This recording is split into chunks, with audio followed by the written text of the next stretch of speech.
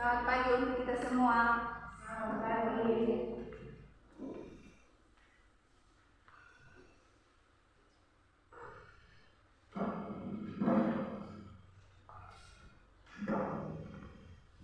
Baik, sebelum mulai kegiatan belajar pada pagi hari ini, Ibu meminta satu orang untuk memimpin kita dalam doa.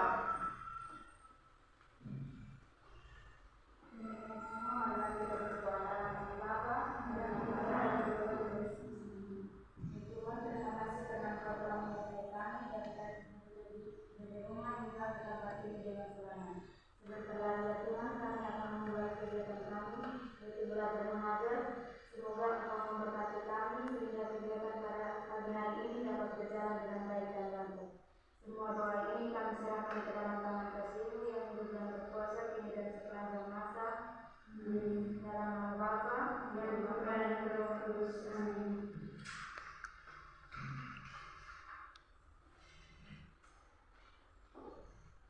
Ibu akan mengecek kehadiran kalian ya. Yang pertama Yohana Artani Wabib hadir. Ignacia Levitilis hadir. Yosefina Olin hadir. Nicholas Wabib hadir. Lazarus Wabib hadir.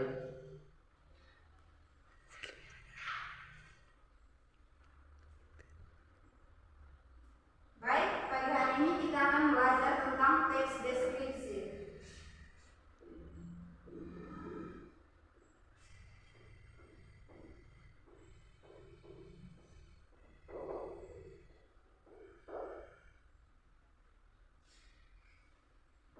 Teks deskripsi adalah jenis tulisan yang menggambarkan atau menjelaskan tentang suatu hal, objek atau keadaan tertentu. Teks deskripsi juga bisa diartikan sebagai kaidah pengelolaan data menjadi suatu yang bisa diutarakan dengan jelas dan tepat agar mudah untuk dipahami oleh orang lain. Di sini teks deskripsi adalah teks yang di mana ide utamanya merupakan penyampaian dengan menggambarkan objek, tempat, dan peristiwa tertentu dengan rinci. Pembaca bisa seolah-olah merasakan baik secara fisik maupun emosi secara langsung dengan apa yang dijelaskan di dalam teks. Pengertian teks deskripsi menurut para ahli, yang pertama itu menurut Boris Kera. Deskripsi adalah suatu tulisan yang digunakan untuk menyampaikan hal atau objek yang dibicarakan sehingga pembaca bisa seperti melihat sendiri objek yang digambarkan tersebut secara langsung. Penulis harus bisa memindahkan hasil perasaan, rincian wujud yang ditemukan pada suatu hal atau objek. Misalnya ketika kita mendeskripsikan sesuatu yang kita amati seperti sekolah ini. Di depan sekolah ini pasti adik-adik mengamati, oh di depan sekolah ini ada lapangan, ada tanaman, dan lain sebagainya. Yang kedua, menurut Felicia Nuradi, deskripsi merupakan tulisan yang memiliki tujuan untuk menggambarkan bentuk objek pengamatan, sifat, rasa, dan corak dengan mengandalkan panca indera manusia dalam proses penjelasannya. Sedangkan dalam Kamus Besar Bahasa Indonesia, deskripsi adalah suatu pemaparan, uraian, atau penggambaran dengan kata-kata yang tertulis jelas dan rinci. Misalnya ketika kita sedang di rumah teman kita pergi ke rumah teman kita, ibunya sedang masak di dapur, pasti kita mencium aroma apa saja yang keluar dari indera penciuman kita ya. Maka itu yang disebut dengan objek pengamatan dengan panca indera kita. Jadi di sini teks deskripsi juga memiliki tujuan, yaitu untuk menggambarkan suatu hal yang berkaitan dengan pengalaman berdasarkan hasil pengamatan seluruh panca indera, baik merasakan, mendengarkan, meraba, dan melihat. Dari situ penulis bisa menciptakan khayal-khayal pembaca sehingga mereka bisa merasakan langsung apa yang dibahas di dalam teks. Seperti yang sudah saya katakan tadi, bahwa kita bisa merasakan, mendengar, dan melihat objek pengamatan yang sudah saya contohkan tadi.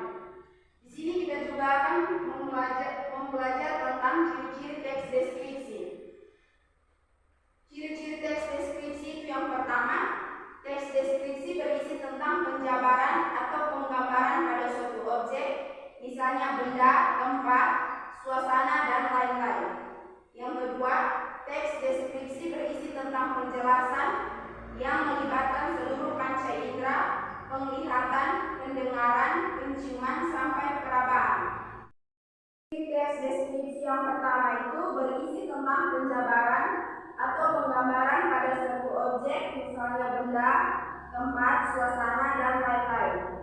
Ciri-ciri teks deskripsi yang kedua berisi tentang penjelasan yang melibatkan seluruh panca indera, penglihatan, pendengaran, penciuman. Ciri-ciri teks deskripsi yang keempat membuat pembaca seolah-olah bisa merasakan bahkan mengalami langsung kejadian yang digambarkan di dalam teks tersebut. Ciri-ciri teks deskripsi yang kelima berisi tentang pemaparan dan ciri-ciri fisik serta suatu objek dengan susunan secara rinci dan jelas.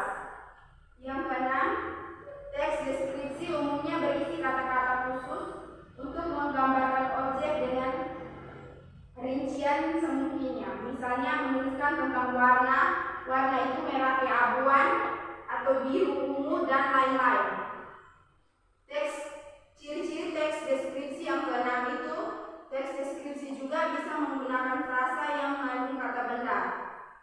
Ciri-ciri teks deskripsi yang ketujuh mengandung kata sifat yang berguna untuk menggambarkan, misalnya 2 kaos merah, seorang siswa rajin, dan lain-lain. Ciri-ciri teks deskripsi yang kedelapan menggunakan kata kerja dalam memberikan informasi suatu subjek, misalnya murid itu mengenal seragam putih abu-abu. Yang kesembilan, teks deskripsi mengandung kata kerja perasaan dan pendapat yang bertujuan untuk mengungkapkan pandangan pribadi si penulis terhadap subjek yang dituliskannya. Misalnya, saya pikir Blacky adalah anjing yang cerdas. Saya yakin buku ini bisa menjawab masalah yang kamu miliki, dan lain-lain. Ciri-ciri teks deskripsi yang ke-11 mengandung bahasa kiasan atau metafora, misalnya kulitnya putih seputih salju. Ciri-ciri teks deskripsi yang ke-12 mengandung kata keterangan untuk memberikan informasi tambahan, misalnya di pasar, pagi hari, dan lain-lain. Yang berikut kita akan mempelajari lagi tentang struktur teks deskripsi. Yang sebelum membuat teks deskripsi itu harus memerlukan judul. Judul pada paragraf deskripsi setidaknya harus mengandung 3 aspek, yaitu relevan, provokatif, atau menarik, dan juga singkat. Judul dari kerangka melambangkan cerita yang merupakan sebuah ringkasan tersirat dari seluruh tulisan. Judul itu memiliki fungsi sebagai daya tarik minat dan suatu nama yang bersifat promosi. Misalnya kita mau membaca suatu cerita, pasti kita melihat dulu judulnya, apakah judulnya itu menarik atau tidak. Yang kedua, identitas. Penentuan identitas dari orang-orang atau subjek dan benda lainnya. Yang ketiga, klasifikasi. Sebuah unsur penyusunan dengan sistem dari suatu kelompok yang sesuai kaidah dan standar yang sebelumnya sudah ditetapkan. Yang kelima, deskripsi. Berisi gambaran-gambaran atau penjelasan tentang objek atau hal yang dibahas dalam teks. Yang keenam, kesimpulan. Kesimpulan adalah penegasan pada hal yang dianggap penting. Kesimpulan bisa dicantumkan juga atau tidak. Nah, berikut jenis teks deskripsi. Yang pertama, deskripsi subjektif. Teks deskripsi subjektif merupakan teks deskripsi yang menggambarkan suatu objek berdasarkan kesan yang dimiliki oleh penulis tersebut. Yang kedua, deskripsi spesial. Teks deskripsi spesial adalah teks deskripsi yang hanya menggambarkan objek seperti tempat, ruangan, atau suatu benda. Misalnya, yang kita di dalam ruangan ini juga termasuk deskripsi spesial karena di sini kan kita di dalam ruangan. Jadi anggap saja kita sedang mendeskripsikan tentang objektif atau spasial.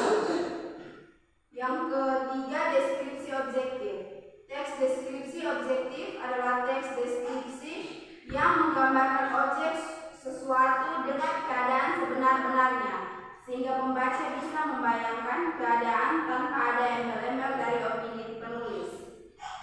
Yang berikut deskripsi imajinatif. Teks deskripsi imajinatif adalah teks yang berisi tentang gambaran atau lukisan suatu tempat, berlangsungnya suatu kejadian.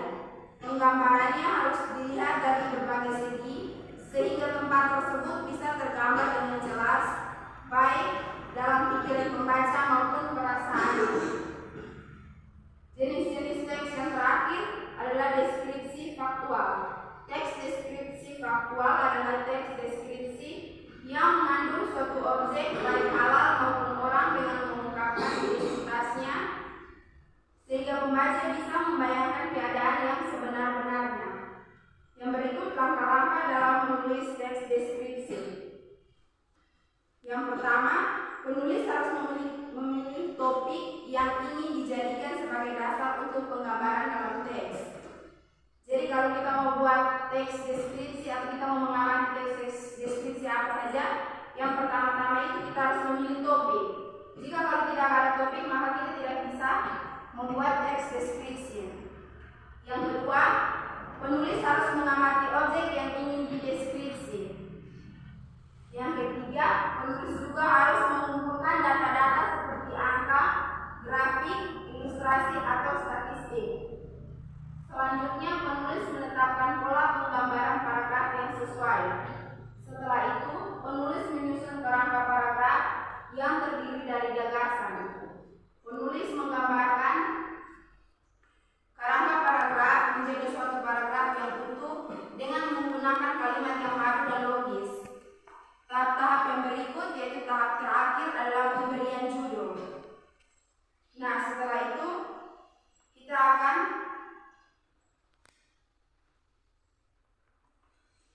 berdiskusi. Jadi tiap-tiap kelompok terdiri dari 2 orang dan 1 orang. Masing-masing kelompok membuat teks deskripsi apa saja yang kita amati. Setelah itu presentasi. Mulai dari sekarang.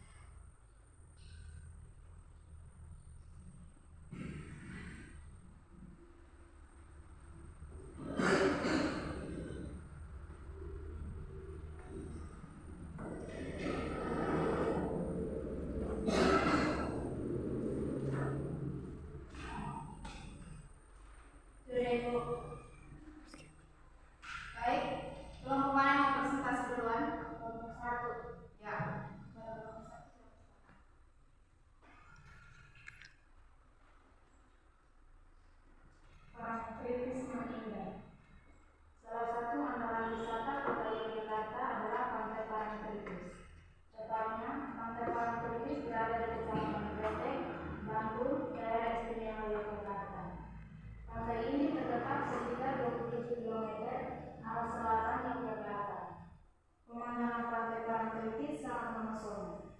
Di sebelah kiri terlihat tebing yang sangat tinggi. Di sebelah kanan kita bisa melihat batu karang besar yang seolah-olah siap menjaga gempuran ombak yang datang setiap saat. Pantai bersih dengan bui-bui putih, bergradasi abu-abu, dan kombinasi hijau sungguh elok. Kemolekan pantai serasa sempurna di sore hari. Di sore hari, kita bisa melihat matahari terbenam yang merupakan saat sangat istimewa. Lukisan alam yang sungguh memesona, semburat warna merah keemasan di langit dengan kemilauan pantai yang tertimpa matahari sore menjadi pemandangan yang memukau. Rasa hangat berbaur dengan lembutnya hembusan angin sore meliputi seluruh tubuh. Banyaknya wisatawan yang selalu mengunjungi pantai Parangtritis membuat pantai ini tidak pernah sepi dari pengunjung. Di pantai ini kita bisa menyaksikan kerumunan anak-anak bermain pasir. Tua muda menikmati hembusan segar angin laut. Kita juga bisa naik kuda atau angkutan sejenis abong yang bisa membawa kita ke area tanah laut yang sungguh sangat indah. Sekian dari saya.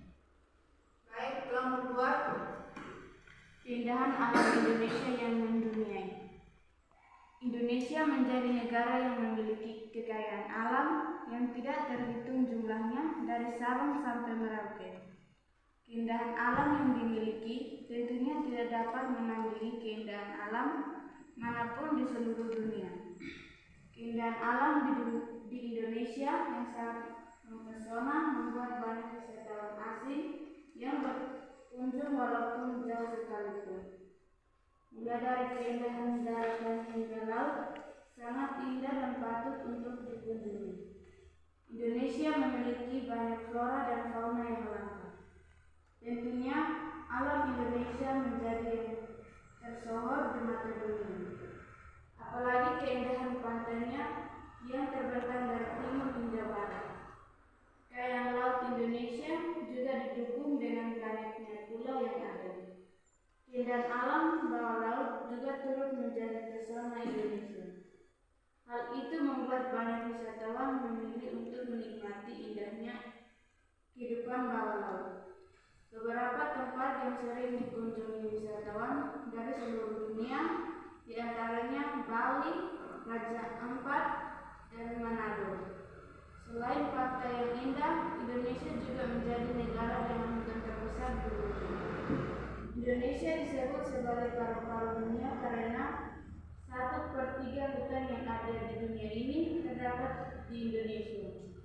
Keindahan hutan di Indonesia tidak diragukan lagi karena hamparan hijau pohon-pohonnya membuat setiap pasang mata terhipnotis. Indonesia begitu kaya dan indah. Oleh karena itu, kita perlu menjaga dan melestarikan kekayaan yang ada. Bisa dengan melakukan hal kecil seperti tidak membuang sampah sembarangan. Lingkungan yang bersih akan menjadi tempat tinggal yang nyaman bagi makhluk hidup di sekitarnya. Sekian dan terima kasih. Baik, kelompok 3. Tempat wisata. Wisata adalah sebuah desa dan komunen di pantai Amalfi di Kampung Asari. Berkat posisinya, Positano memiliki iklim yang sangat sejuk. Bertipe Mediterania, musim dingin di Positano juga sangat hangat. Dengan suhu minimum yang hampir tidak pernah turun di bawah 19°C. Positano memiliki musim panas dan panjang, hangat dan cerah, tetapi sering disegarkan oleh angin laut. Berkat suhu yang sejuk dan keindahan pemandangannya, Positano telah menjadi destinasi liburan sejak zaman Kekaisaran Romawi. Terbukti dengan ditemukannya sebuah villa di Teluk.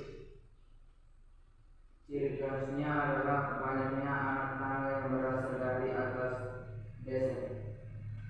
Anak tangga itu menghubungkan distrik atas dengan daerah lembah.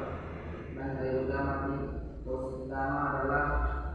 Finlandia Grande, Formilo, Laporta, Limoncello, Arezzo, San Pietro, Laurito, dan Remese. Sekian, terima kasih.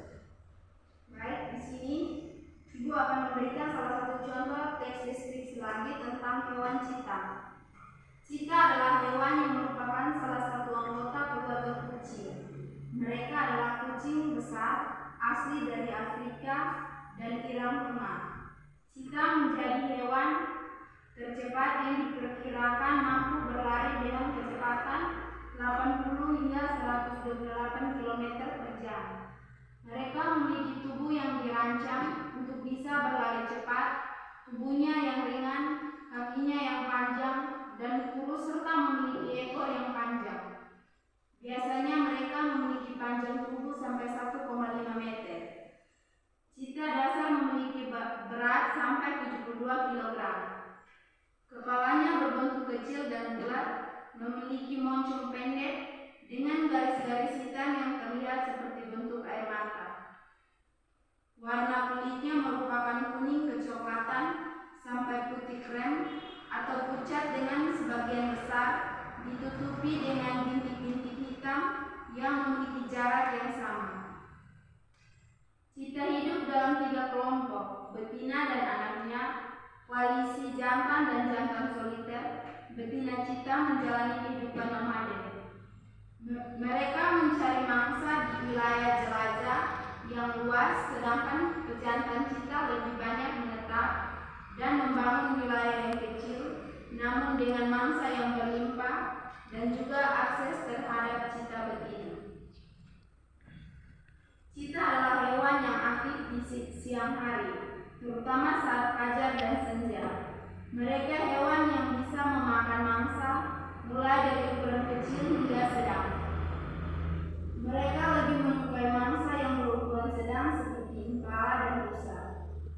Cita biasanya mengintai mangsa mulai dari jarak 60 sampai 70 meter, menyerbu ke arahnya lalu menjegalnya selama pengejaran.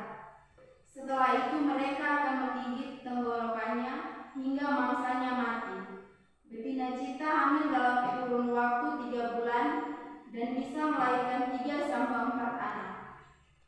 Anak cita ini sangat rentan dimangsa oleh hewan seperti singa. Anak cita akan disapii pada usia 4 bulan dan mulai mandiri pada usia 20 bulan. Demikian contoh teks deskripsi yang Ibu bacakan. Pertemuan kita cukup sampai di sini. Minggu depan kita akan membahas tentang teks prosedur. Untuk itu Ibu meminta salah